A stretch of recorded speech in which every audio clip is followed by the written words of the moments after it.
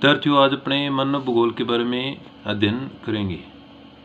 तो मानव भूगोल के पिता है फ्रेडरिक रेटजेल जर्मनी, और आधुनिक मानव भूगोल के पिता भी फ्रेडरिक रेटजेल ही है। फ्रेडरिक रेटजेल के अनुसार जो मानव भूगोल की परिभाषा दी हुई है उनकी पुस्तक एंथ्रोपोज्योग्राफी में मानव भूगोल में मानव समाजों एवं धरातल के बीच संबंधों का संश्लेषित अध्ययन किया जाता है।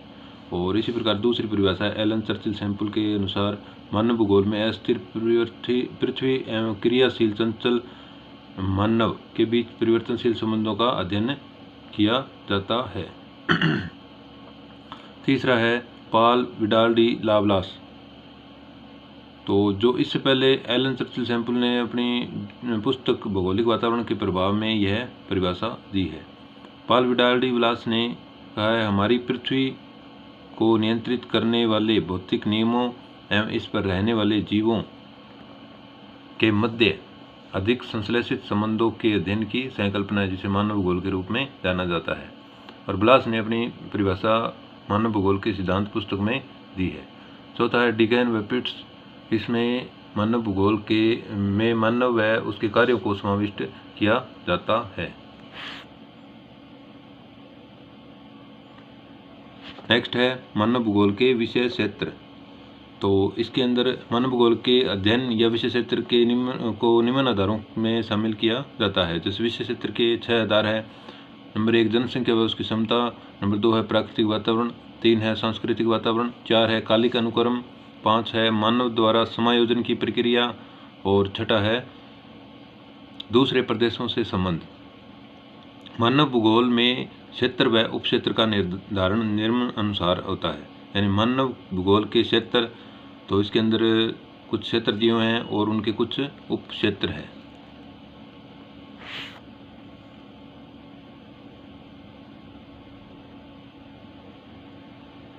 पहले देख लेते हैं इसके क्षेत्र।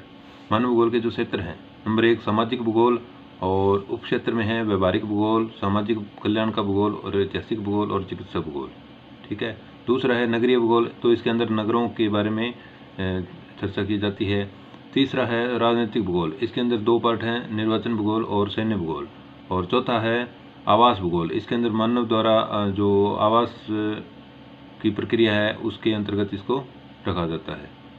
5वां है आर्थिक भूगोल, तो इसके अंदर 6 है, जो संसाधन भूगोल हो गया, कृषि भूगोल हो गया, अंतर्राष्ट्रीय व्यापार भूगोल हो गया, विपणन भूगोल हो गया, औद्योगिक भूगोल हो गया और पर्यटन भूगोल हो गया। इसके बाद जो 6 है जनसंख्या भूगोल, उसके अंदर जननांकिकी का अध्ययन किया जाता है।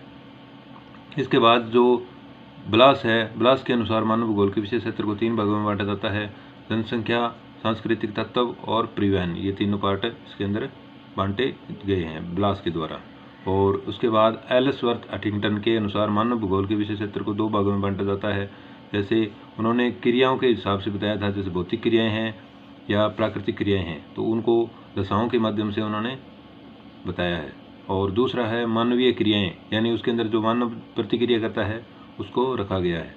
जीन ब्रूस के अनुसार मानव भूगोल का विषय क्षेत्र है वो भी 2 भागों में है, सभ्यता के विकास के आधार पर और संस्कृति के विकास के आधार पर।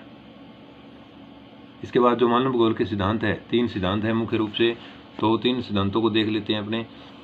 पहला है क्रियाशीलता का सिद्धांत, परिवर्तन का सिद्धांत, ये जीन ब्रूस के द्वारा दिया गया है। दूसरा है पार्थिव संपूर्णता का सिद्धांत या पार्थिव एकता का सिद्धांत या अंत्यक्रिया का सिद्धांत, यह है पॉल विडाल डी लाब्लास के द्वारा दिया गया है।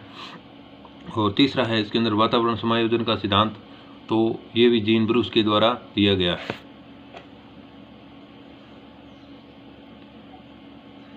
ये जो क्रियाशीलता का सिद्धांत है इसको अपने थोड़ा सा देख लेते हैं।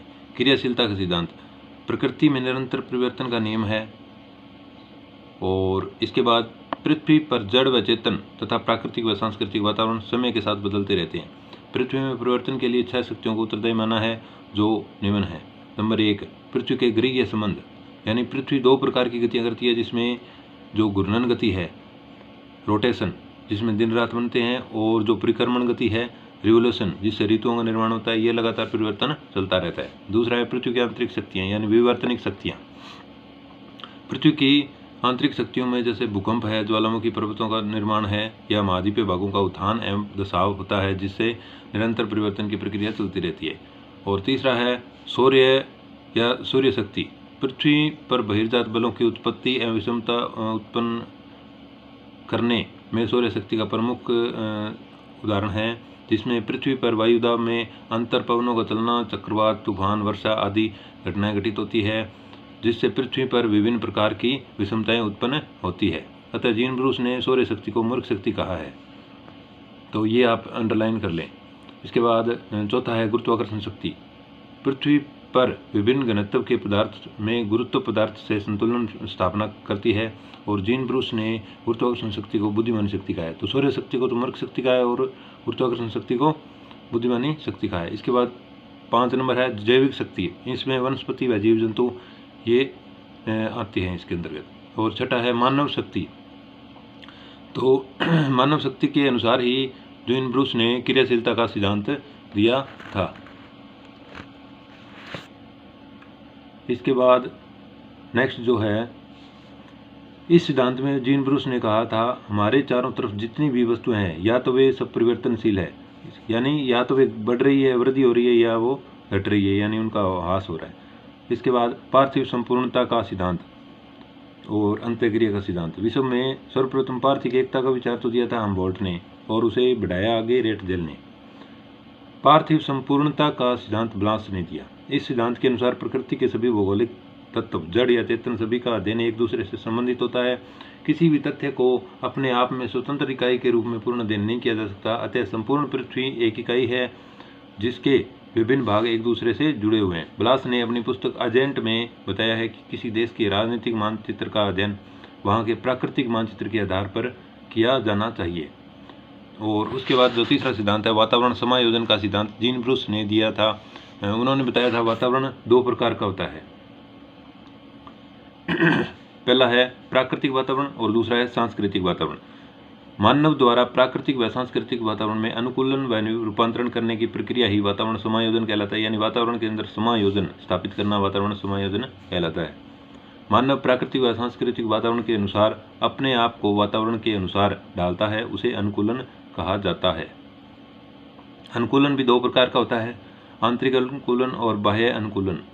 आंतरिक में 2 भाग हैं, ऐच्छिक व अनैच्छिक। यानी ऐच्छिक के अंदर आएगा भाषा सीखना जैसे, और अनैच्छिक में है ना चाहते हुए भी बदलाव, यानी जैसे त्वचा के रंग में बदलाव। और बाह्य अनुकूलन में है सामाजिक परिवर्तन, यानी समाज के अंदर जो परिवर्तन हो रहे हैं। इसके बाद ये जो उदाहरण है नीचे, मानव प्राकृतिक व सांस्कृतिक वातावरण में ज्ञान व बुद्धि के आधार पर अपनी आवश्यकताओं की पूर्ति के लिए वातावरण में परिवर्तन करता है, जिसे रूपांतरण कहा जाता है। अनुकूलन व रूपांतरण का उदाहरण निम्न प्रकार दिया जा सकता है, जैसे एस्किमो जनजाति अपने निवास क्षेत्र में बर्फ का घर बनाती है, यानी इग्लू अनुकूलन की प्रक्रिया को बताता है। और इसके बाद एस्किमो जनजाति है वो बर्फ के घर में सील मछली की चर्बी जलाकर उसको अंदर, यानी अंदर के भाग को गर्म, वातावरण को गर्म करती है, और जिसे रूपांतरण की प्रक्रिया को समझा जा सकता है। अभी आप बताएं ये वीडियो आपको कैसी लगी, तो कमेंट करके बता सकते हैं, और इसको शेयर, सब्सक्राइब और लाइक भी कर सकते हैं आप।